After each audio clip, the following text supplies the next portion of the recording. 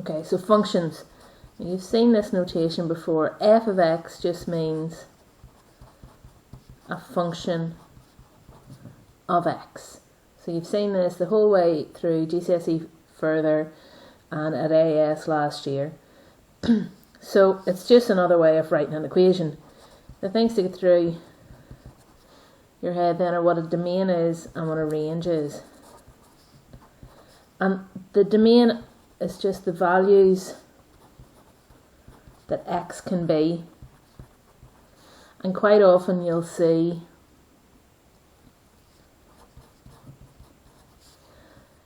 this written down for the domain.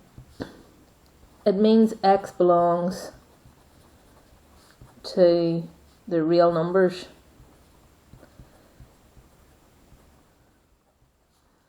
Okay, but what that really means is just x can be any number. The range then are the values that f of x can be. So think y values. And quite often it's useful to draw the graph to see what the range is. Note that the domain is always about x, the range should always be f of x. Okay, so let's look then at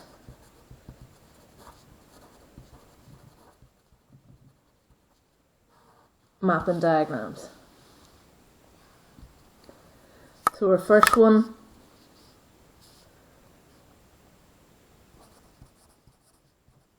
add 3 on the set minus 3, 1, 4, 6, x. So this is our domain, minus 3, 1, 4, 6 and x. And they're going to be mapped to different values. So 3 would be mapped across, we're adding 3, so that would be 0. 1 would be mapped across to 4. 4 would be mapped across to 7. 6 would be mapped to 9. And x would be mapped to x plus 3. So for every one value that we have in the domain, we have one value in the range. So this is called a one-to-one function.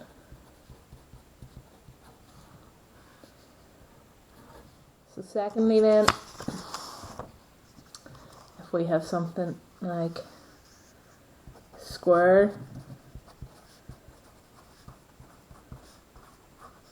the set minus 1 to 1 minus 2 to x. So that's our domain, minus 1, 1, minus 2, 2, x.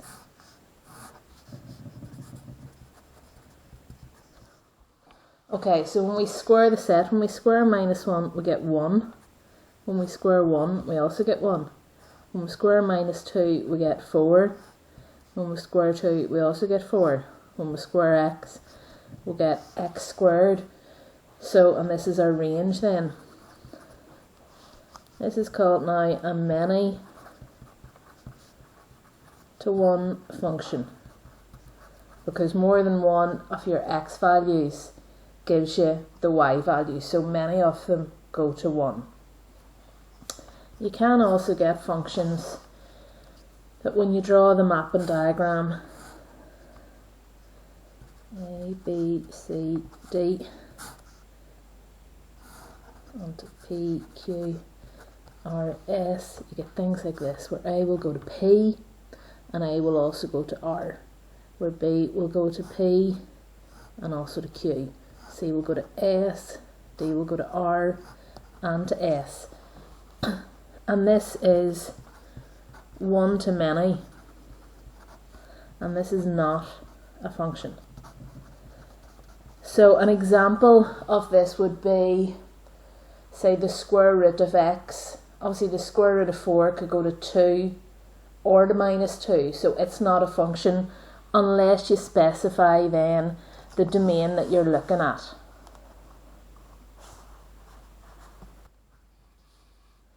Okay, so typical question would be to find the range. So here's our function f of x equals 2x minus 1, where x is greater than or equal to 0, and we want to find the range. Now you can put in values, or you can draw the graph. We know that when x is 0, our function will be minus 1. And you know the graph, it's a positive gradient, so it's going up in this direction here. So it means all our y values are above minus 1. Therefore our range is f of x is greater than or equal to minus 1. Okay, our next one, f of x equals x over 4 for x is less than 1.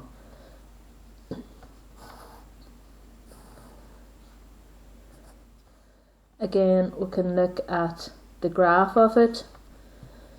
So when x is 1, our f of x will be a quarter.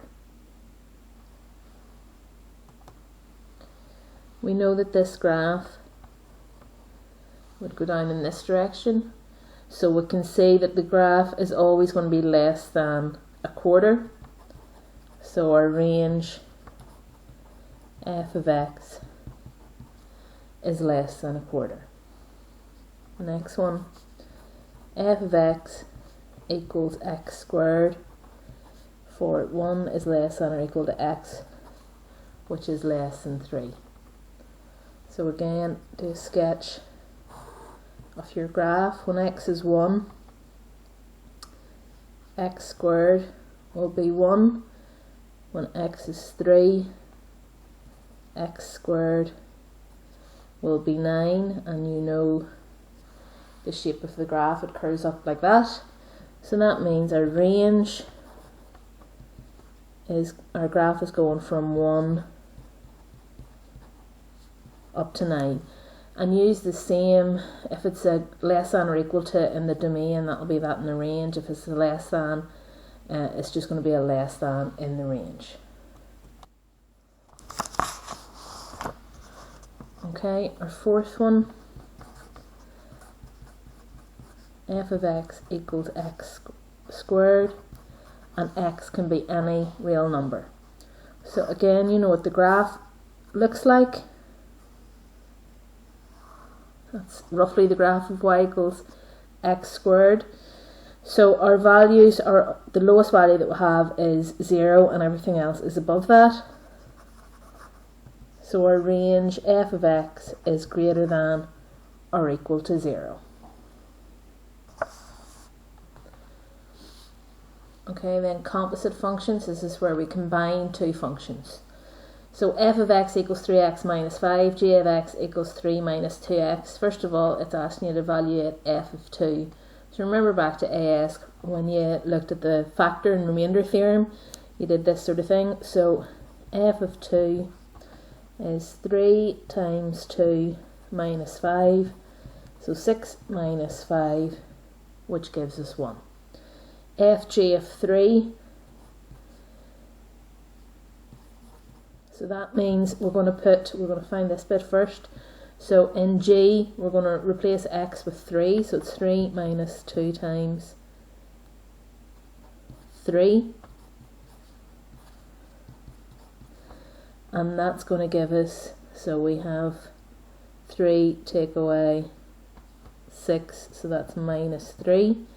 And now we're going to put that into our f function, so it's 3 upon minus 3 minus 5, and that gives us minus 14.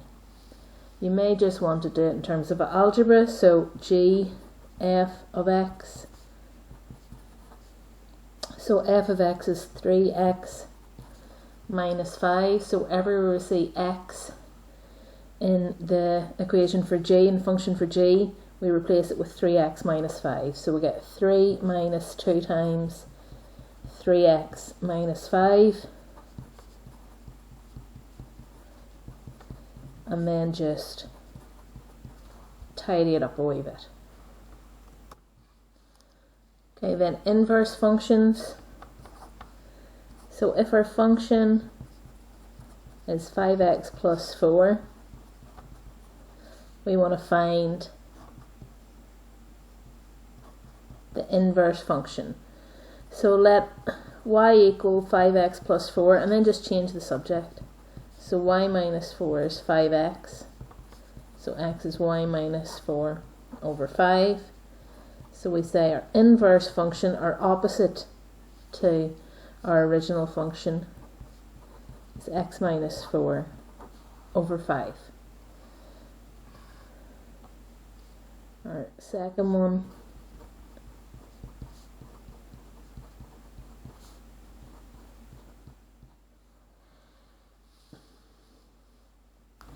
our function is f of x equals x squared minus 2x. X is greater than or equal to 1. So for this one here, the easiest way to change the subject of the formula here is to complete the square.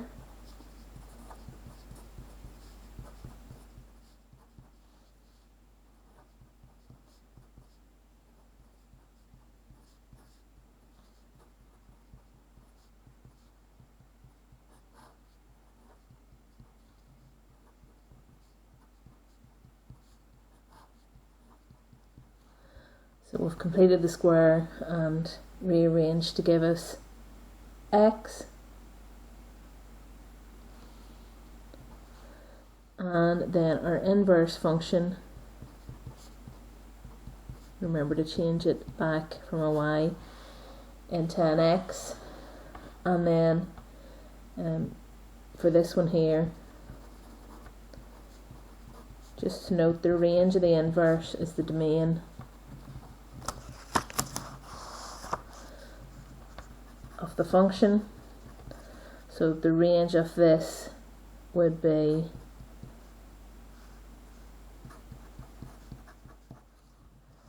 f to the minus 1 of x is greater than or equal to 1. Okay, and our third one, just consider what f of x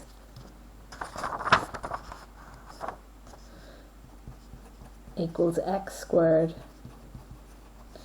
Now, the way it stands here, where x can be any number, we know that's what our graph looks like. And that function that we saw back at the start when we did the mapping diagrams, that's a many to 1. So minus 2 squared gives you 2, 2 squared, sorry, minus 2 squared gives you 4, 2 squared also gives you 4. So this here is a many to 1 function. Now if we find the inverse of that, it becomes a 1 to many, and that's not a function. So the inverse doesn't exist as a function unless you change the domain here. So if we change this to say, yeah, x is a real number, but x is greater than or equal to 0, then we're only looking at this part of the graph, and then there is an inverse. And the inverse is just root x.